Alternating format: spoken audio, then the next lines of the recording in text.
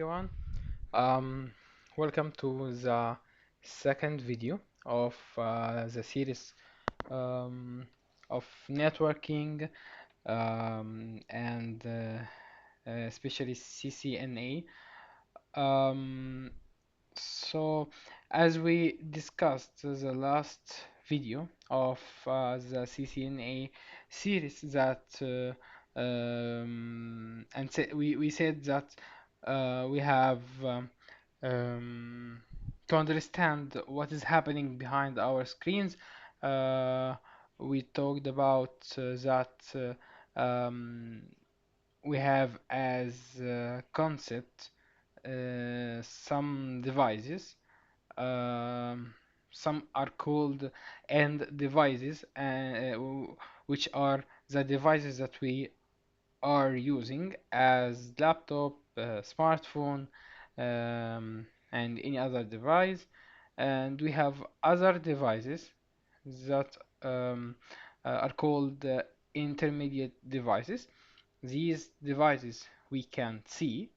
Um, you can see I intend when our I mean when in our daily life. So but of course these devices exist in real life as router, switch, and so on. Okay, so in this short video, we will explain more about how these intermediate devices are connected, okay, or how the networking devices in general are connected. What are the topologies that are used to connect more than one device? So, um, we will talk about first as a background here, as we see um, that we are talking about the devices that we will connect. Okay, we have here end devices that, as we said, so from these end devices we can um, say that we have the computers, PC or laptop. Okay, this of course the most common device we can say. And we have smartphones or tablets and printers, scanners, smart TVs, IoT devices in general that can be very different devices, sensors, alarms, and any other device that can work with internet. Okay, and we have as the second classification of the devices, the networking devices, and these devices are called also intermediate devices. These devices can be switches, routers, and hubs, okay, and access points. We explain each of these devices later, okay, in details. Okay, so we have all of these devices, and we have to connect them together. So, what methods we are using to connect them? What are the topologies that exist in our uh, word and that are used to connect these devices together. Okay, let's start from connecting two devices together.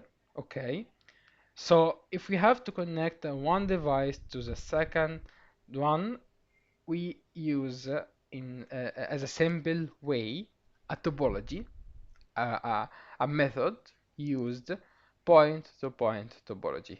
Okay, so we connect um, a wire between these two devices to transfer the data from one device to another. Okay, even from uh, uh, uh, uh, uh, the first to the second or the second to the first. So whatever will be which of these devices will be the sender and which will be the receiver. Okay, this topology is used to have a connection and the possibility of data transfer between to any two devices. But of course, in our life, um, the data it's very difficult that we can find that the data is transferred only between two devices. Um, in these days we have millions of devices connected together. So of course we can say that the disadvantage of this topology is that doesn't support more than two devices, and of course this is a big problem. And of course it's resolved as we will see in the following slide, but we can uh, uh, uh, understand that this topology has uh, an advantage that is the loss, the absent of power loss, um, which is very important in the networking concepts in general. So we have to minimize the power loss in general, as we will see, okay, for uh, other topologies. We have that problem of power loss that doesn't exist in this topology. But this topology can be used, of course, as we have more than one device. So instead of using this topology, point-to-point topology, we started to use other topology. Okay, another topology that it's called ring topology. Okay, what is ring topology then? Ring topology is a topology used to connect more than one device. As we see here, we have six devices connected together, and we connect them between through a cable, okay, or we can say in general a medium, okay, that connect all of these devices together. Okay, let's talk about. Okay, so this topology will be the best, okay? Um, uh, uh, no, because we still have some problems. As if I want to send a data from device 1, okay, to device 4, what will be happen? I will send device 1 will send the data, okay, will go through device 2, because this is the only way that exists. Of course, we have other way, but let's take this path here. Okay, so we have to go or through device 2 or device 6. So let's take this path. Device 1 will go through device 2, and then the data uh, uh, will be refused by device 2, as is not the goal.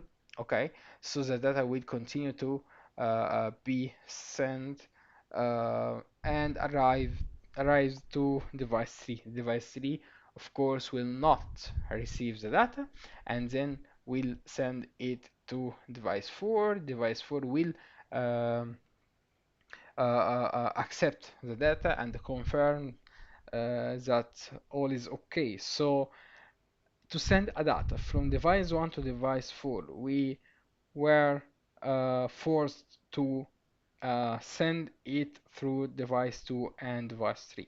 Of course, this is a big problem, at least these days, because uh, at the level of the security, of course, it's not accepted that the data will be viewed by others. Okay, so okay, it's correct that device 2 and device 3 didn't receive the data, but as a security level, of course, this is not accepted.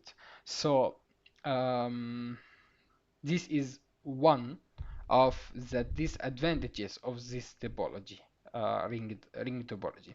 The second one is that if we have any failure between any two devices, let's say here between 4 and 5, okay, any device have to send the data.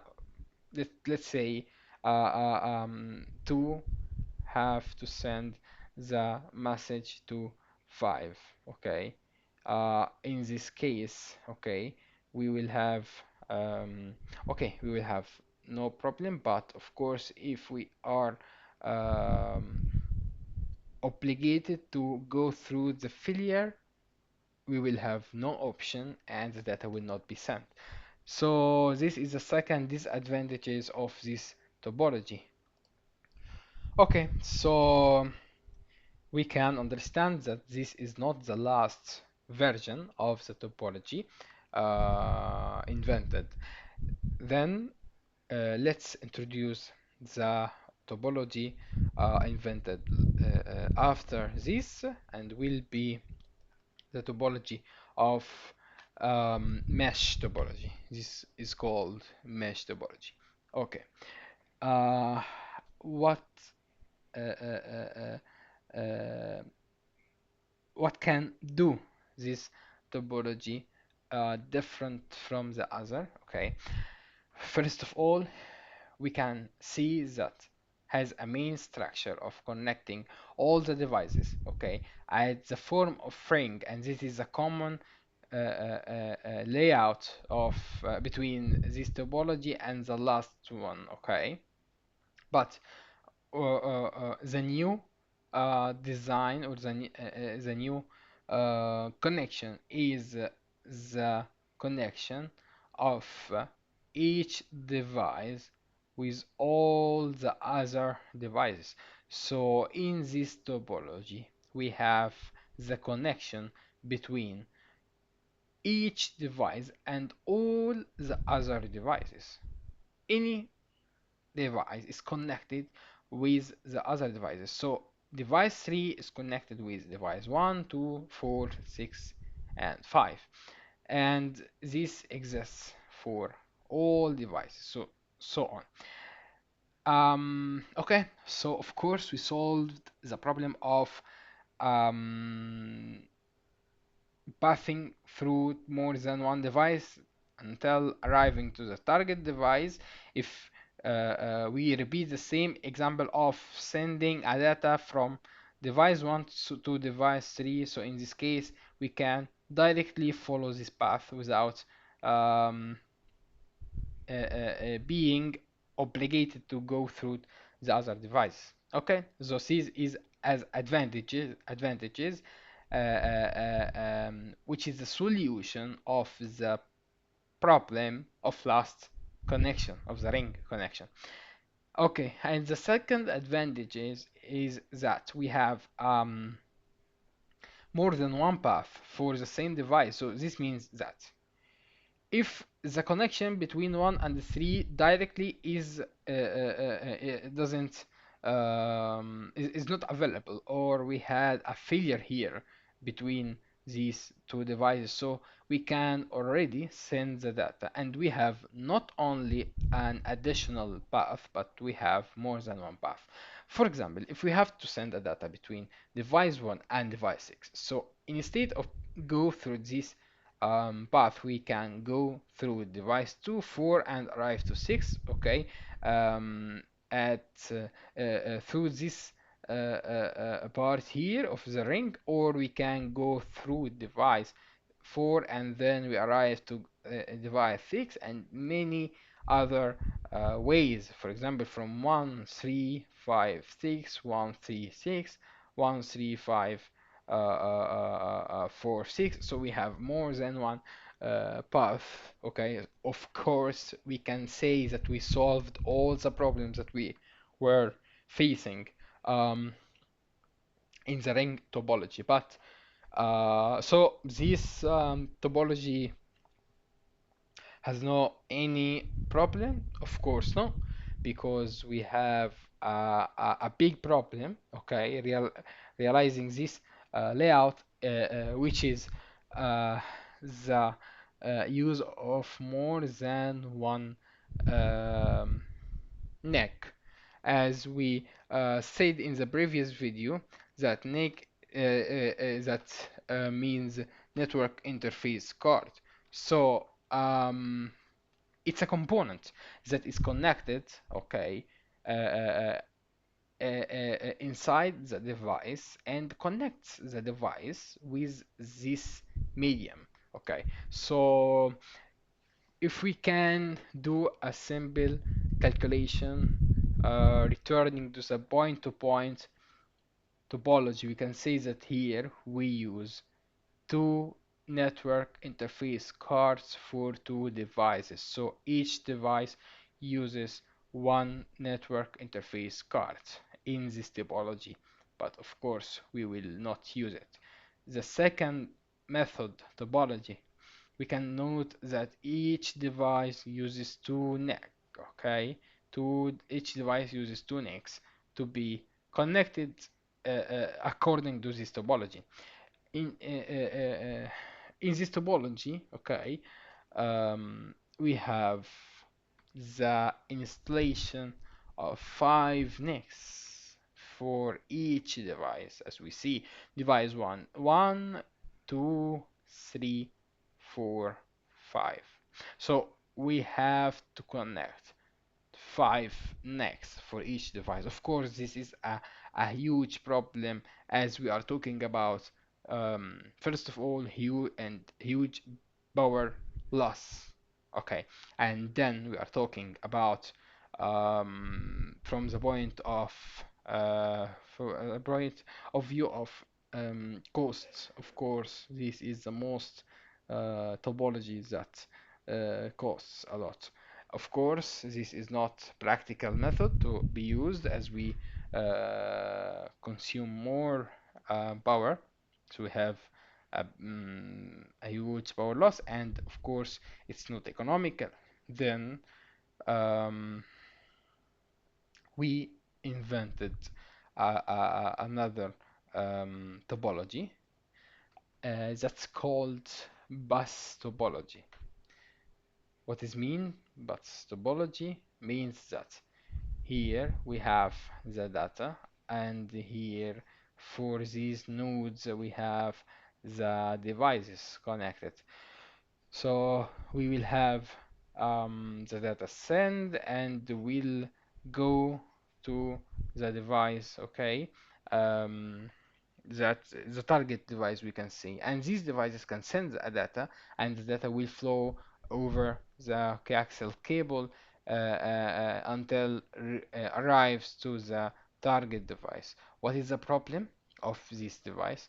Of course, a very big problem is that if, for example, device 1 or node 1 sends a data, and at the same time node 2, or after, okay, some seconds, node 3, from so node 3 is send another data, so all of the two buckets of data will go through the same coaxial cable, and suppose that node 1 will have has to communicate with node 2, and 3 has to communicate with node 4. So when we have these two packets here and goes to each device through the same coaxial cable, of course in this case we will have an interference, we can say, collision, okay, as networking uh, definition. We will have a collision, so the data will be will have distortion and not be clear, not arrived in the original form. So of course this is a huge problem, and of course can't be tolerated, this problem. So of course this topology is developed with the last one, and the last one is called star topology. Okay, okay. um what is new here? we return to have first of all one neck for each device, and then we connect all of these devices with a smart device. Okay, in this photo we can see that the device is a hub. um, of course, the hub is not the smartest device to be connected and to control the communication and packets traffic of these devices. So, of course, is not exactly the hub here. Hub where was used in the past, but recently we used to connect a switch or a router. Okay, so we have switch or router that these are the devices that are, capable and responsible for controlling the communication traffic between these devices. Of course, as we said, that we have one neck for each device. We have only the communication between any two devices directly. So this device is responsible for controlling the traffic. If device 4 wants to connect with device 2, so device 4 sends a packet, the device understands that this packet should be sent for device 2, then the device sends the data to device 2. So we have, of course, a good way of control from the security point of view, and of course less conception of necks. So this will be the better connection, will be the better topology used. That's called star topology. Um, so we arrived at the end of the video. Thanks for watching, and see you in the next video.